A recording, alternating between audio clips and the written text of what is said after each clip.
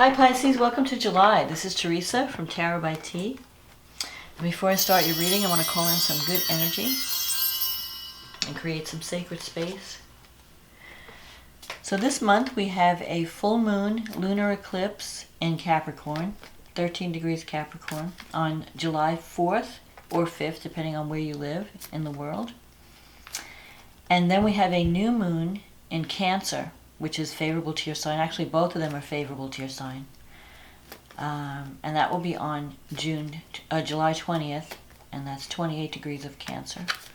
And then Mercury, who's been in Cancer, is going to go direct on the 12th of July. So a lot of planets are starting to come back online. You know, we had Venus was retrograde, now it's moving direct. Mercury's going to be moving direct in July. And Mars has moved into Aries. So it's like going to energize people. I think a lot of people felt tired or not motivated when Mars was in Pisces because it's not strong in Pisces. But now that Mars is in its home sign of Aries, our warrior energy will be activated. So let's see what the cards say for Pisces. What does Pisces need to know about the month of July? What's coming up? Because we have Capricorn, the full moon in Capricorn, something is coming to completion. And this is a series of eclipses in Capricorn and Cancer, that are coming to the end of their cycle. And now they're going to be moving in, the eclipses and the nodes are going to be moving into Gemini and Sagittarius territory. So we're going from earth to air. So this could be a culmination for you, depending on where it falls in your life. We'll see when I look at the charts. I look at the astrology. Something is coming to completion, culmination, and it's going to be like the end of a difficult time too, because Capricorn energy is, there's a lot of work, a lot of struggles to overcome. So you might be nearing the end of your struggles too with this eclipse. So let's see, what do the cards say for Pisces? What does Pisces need to know about the month of July 2020? What is coming up for Pisces?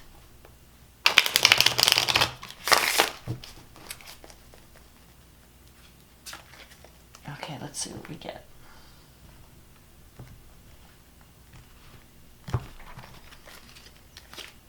The Hierophant. The Page of Wands, the Empress, the Ten of Wands, the Eight of Cups, the Four of Wands, the Hermit, the Emperor, the Six of Swords, and the Star. Oh, this is great. So the Hierophant and the Page of Wands. The Hierophant represents conservative energy. It also represents wisdom, sharing wisdom and knowledge. It's the High Priest of the tarot cards. You have the High Priestess, and then you have the Hierophant. It's like a High Priest. So it's the keeper of knowledge and wisdom.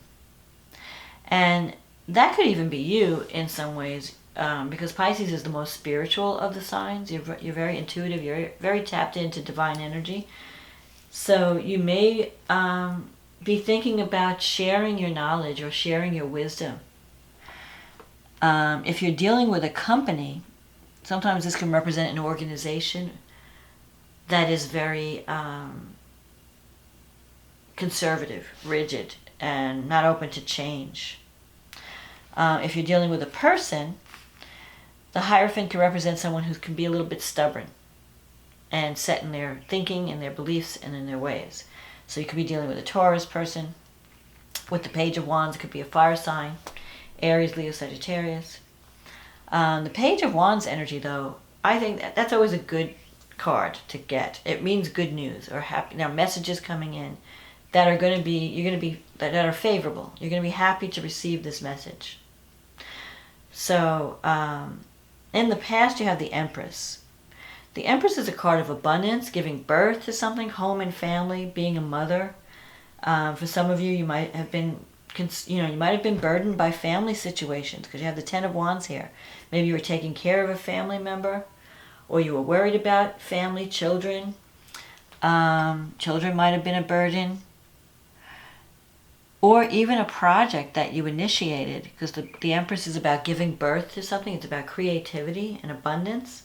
So you may have started something that was a lot of work in the initial stages, and now I feel like you're coming to a point of completion, and you're about to walk away into a new a period of stability. You're leaving something behind because you have the Eight of Cups here. This is about walking away from something that was once good but is no longer fulfilling, and moving towards something like a dream that you've always had.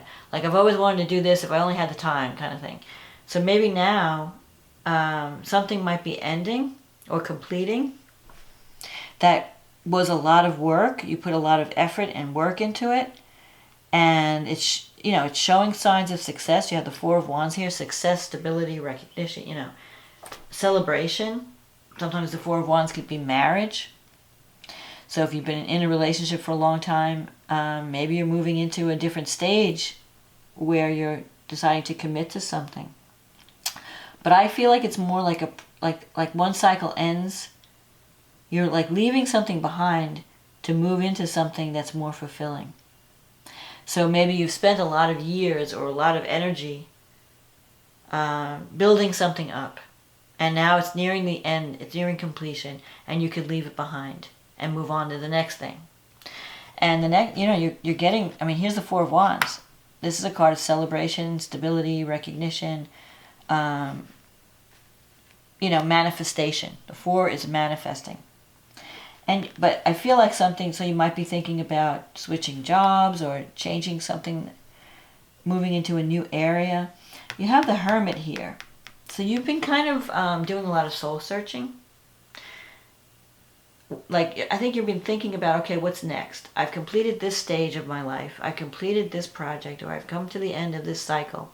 Now what do I do next? What's next, what do I do for fulfillment? What's my next project? So the Hermit, and you might even be talking to other people, like you might be feeling lonely, carrying, like you're carrying this burden by yourself, and you may want to reach out to others and toss some ideas around, and so that you don't have to carry this burden by yourself. But you are putting down a burden with the Ten of Wands. You're at the end of the road. So your hard work is, you can put the burden down. You could say, okay, it's done, I'm done. And here's the result of my work, the Four of Wands.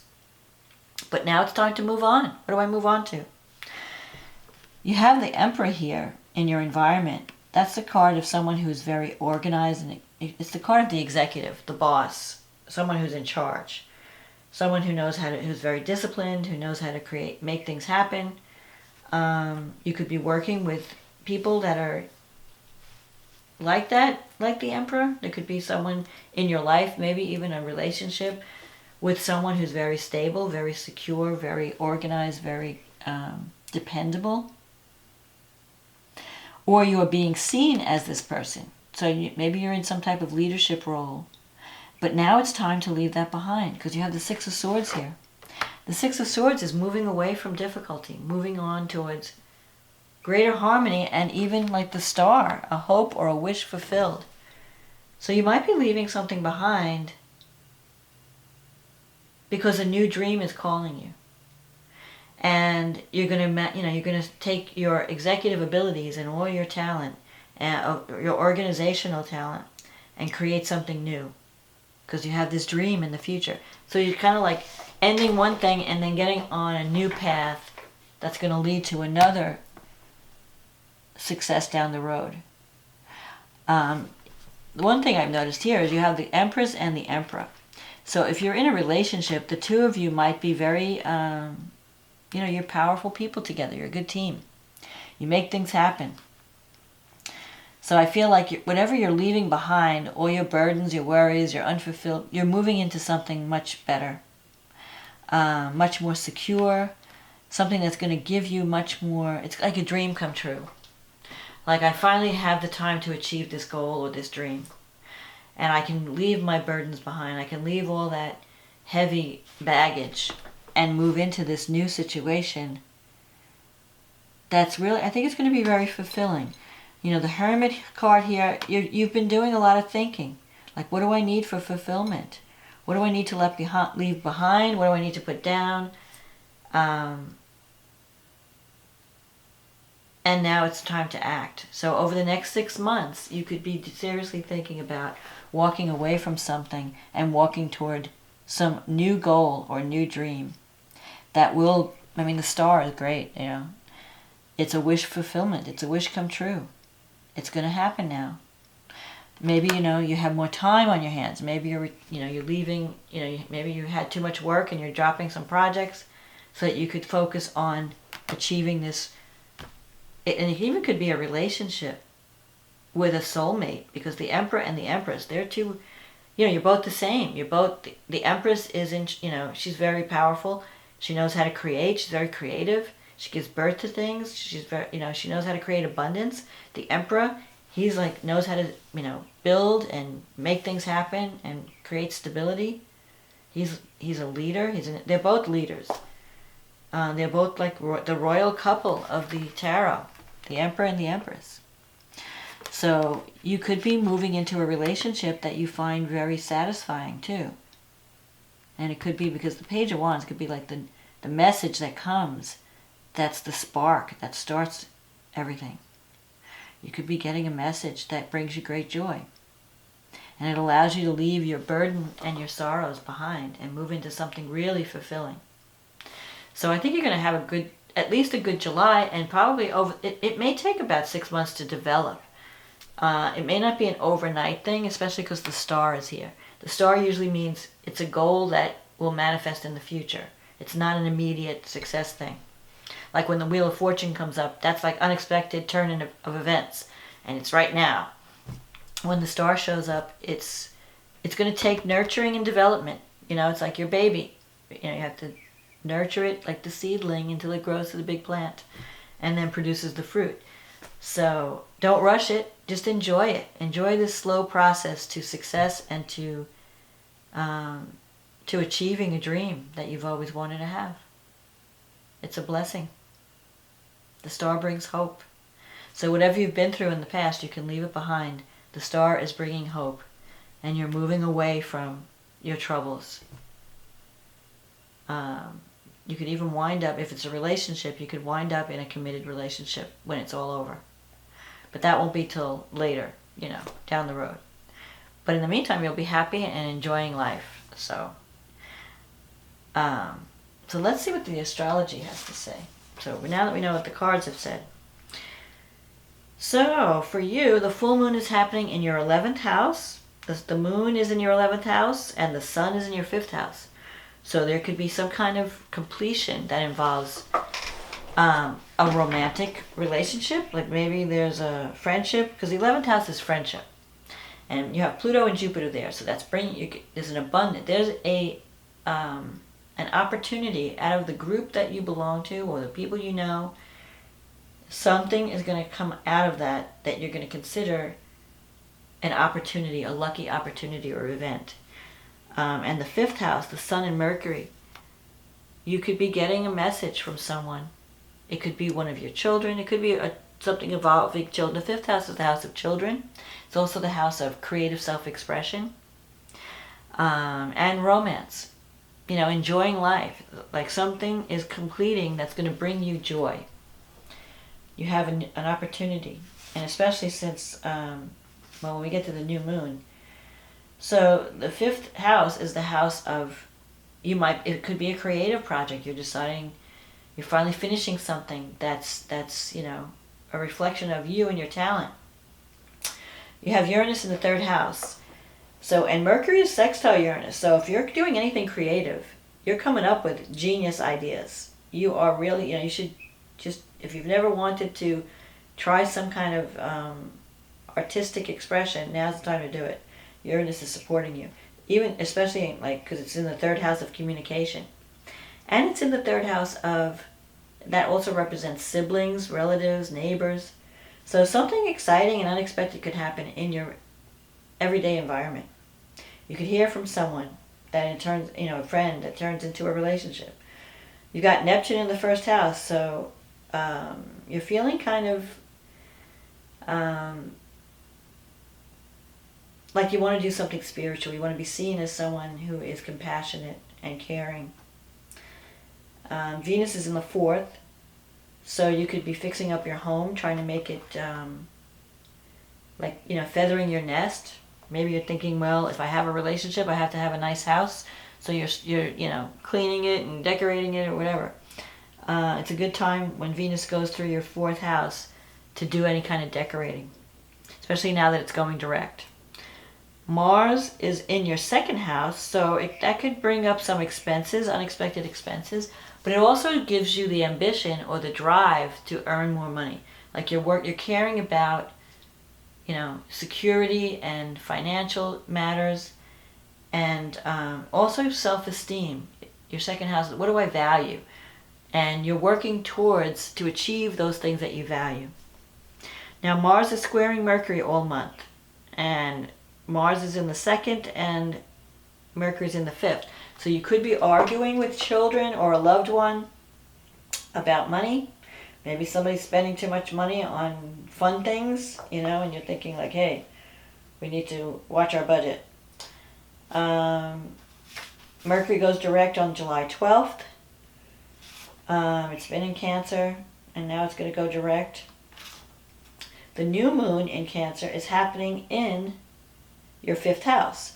And Mercury's been retrograding in your fifth house. So you could hear, there could be, it could either be children or romance. So some of you could hear from children you haven't talked to, or if you had some kind of misunderstanding, miscommunication, you might patch it up.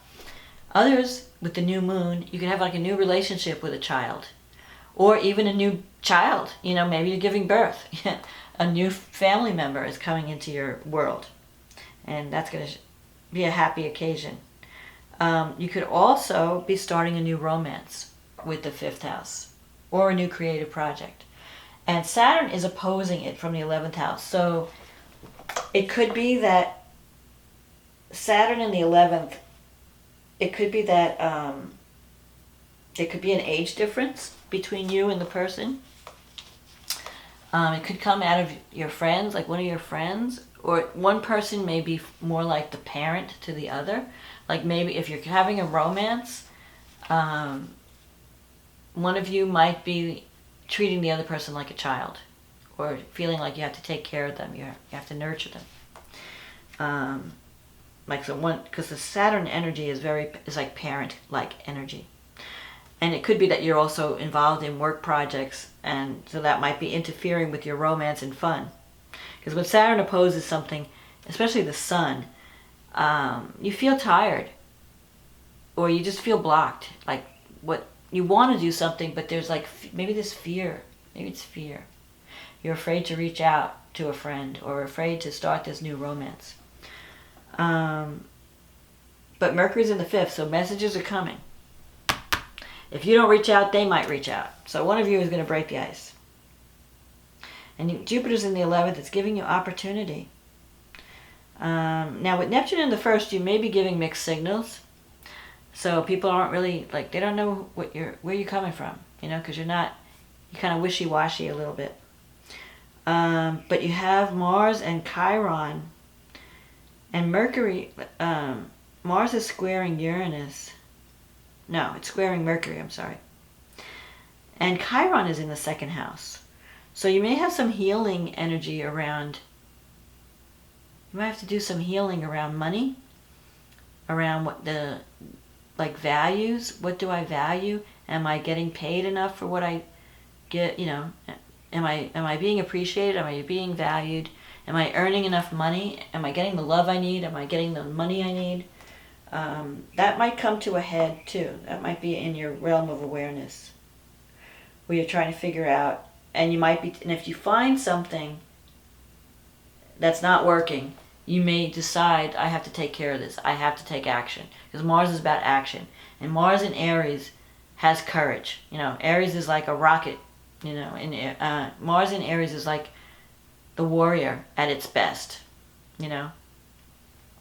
So if you have any financial issues, you're going to take care of them with this configuration.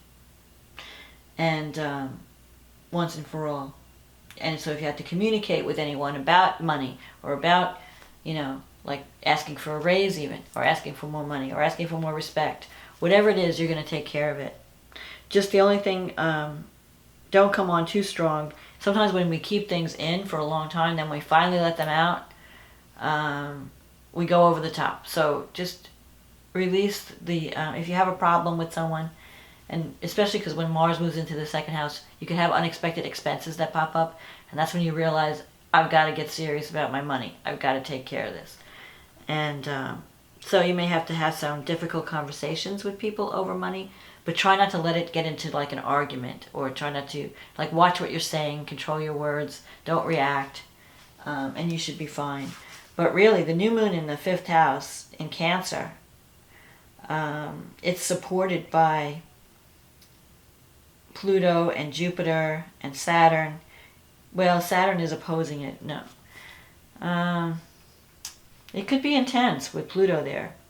Pluto and Jupiter brings opportunity, but Pluto can bring power struggles. So you could be dealing with someone who could be a little bit difficult at times. But it's very intense. It's very intense. And actually, Cancer is at the 28th degree. Yep, that's the major aspect, really. Saturn opposing everything. So, still you can have a new beginning. It just may be difficult to get off the ground. You might have to jump through hurdles. I'm sorry. Yeah, I'm tired. I've been doing these videos for days. So you have to jump through hurdles to get what you want, but don't quit. Because you're nearing the end. You're at the end of the cycle of hard work. Don't let difficulty stop you from achieving a goal or a dream. Because in the end, if you do the work, Saturn rewards you. I mean, Saturn can be a pain because, it makes things difficult, or it makes you feel like you have no energy. But if you can overcome fear and you can commit to doing the work, Saturn gives you a great reward. You will be rewarded. So, go for the dream. Go for it. Leave behind whatever you need to leave behind. Fears, limitations, any feelings of insecurity, just leave it behind and go for the star. It's shining for you. So I hope you enjoyed this reading, Pisces. And if you did, click on the like button or the subscribe button. And if you'd like to have a private reading, click on the link in the description box. It'll take you to my website and we can get you on the schedule. In the meantime, I want to say thank you, everyone, for supporting this channel. Thank you for commenting, for liking. Thank you for ordering readings. If you're new, welcome. I hope you're enjoying the videos. And have a wonderful July, Pisces. And I'll talk to you again next month. Okay, bye now.